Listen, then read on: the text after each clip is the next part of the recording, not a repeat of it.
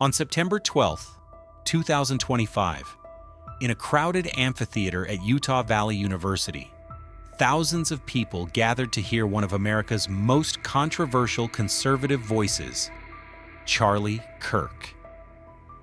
15 minutes into his speech, at 12:23 and 30 seconds, a single gunshot rang out. Charlie Kirk was struck down. But what makes this tragedy so unusual is not simply that he was shot.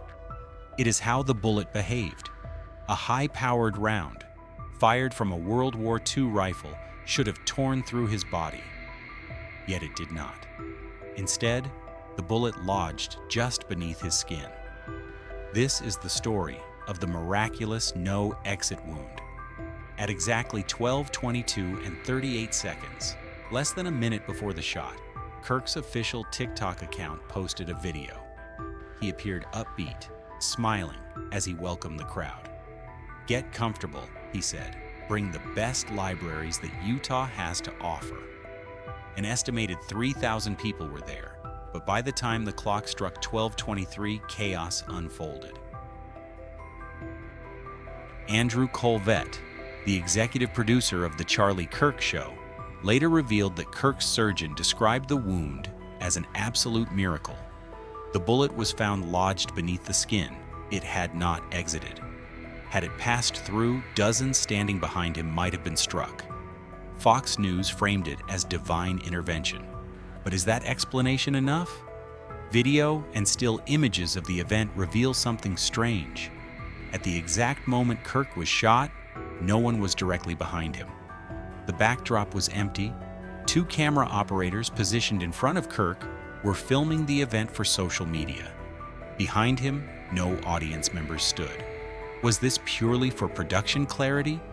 Or did security know more than they let on? Kirk's speech took place in a sunken amphitheater. The sniper's position, 3 floors above ground level. The result? A steep downward trajectory, nearly the height of 4 stories across 142 yards. Could such an angle cause the bullet to slow inside the body, embedding instead of exiting? For ballistics experts, the geometry is key. Colvett suggested Kirk's bone density stopped the round, but anatomically, that explanation falters. The neck contains no solid plates of bone beyond the vertebrae. If struck to the right of the spinal cord, bone would not have intervened. Dense muscle fibers, ligaments, or possibly the scapula may have been involved. But even so, could they stop a .30-06 round? We don't yet know. The autopsy report has not been released. Perhaps the most unusual detail is the weapon. A German bolt-action rifle from World War II. Chambered in .30-06, it is a relic of another era. In modern crimes, such weapons are almost never used. Bolt-action rifles are slow, cumbersome, and outdated compared to semi-automatics. More significantly, this rifle may predate laws requiring serial numbers. If true, it would be nearly untraceable. The alleged shooter claimed it was his grandfather's gun. If accurate, that story is both incriminating and chilling. This is not the first time a bullet behaved unexpectedly. In 1890, artist Vincent van Gogh was shot in the abdomen with a small caliber pistol. The round lodged inside him, never exiting. In 2021, cinematographer Helena Hutchins was killed on the set of Rust. Her wound did exit, striking director Joel Souza behind her. Such cases highlight the unpredictable nature of ballistics. Bone, muscle, angle, and even the age of a weapon can all alter a bullet's path. Some analysts wonder, could the weapon's age have weakened the round? An 80-year-old barrel, wear on the chamber, or outdated ammunition might reduce velocity. If the rifle underperformed, perhaps that explains the lodged bullet.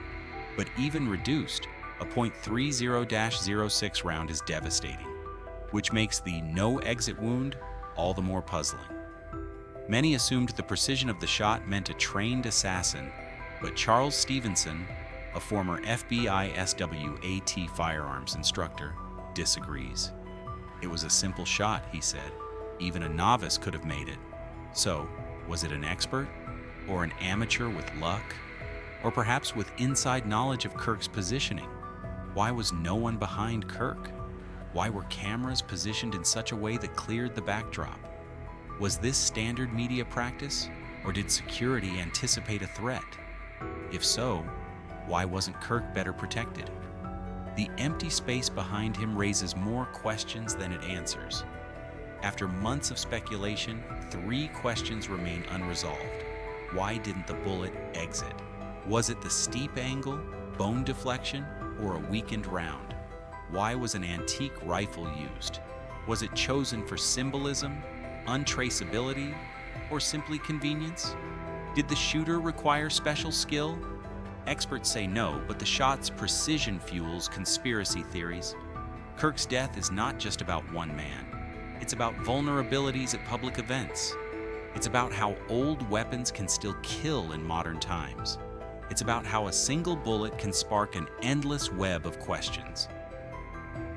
And it's about the strange physics of a wound that, by all accounts, should not have happened.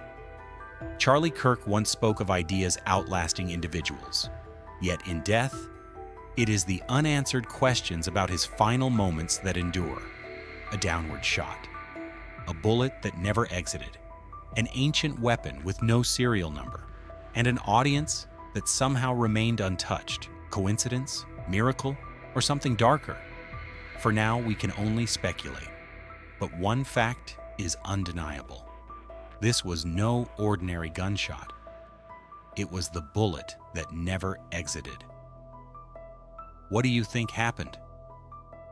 Leave your thoughts below and subscribe for the next episode where we investigate the weapon itself and why it may never be traced.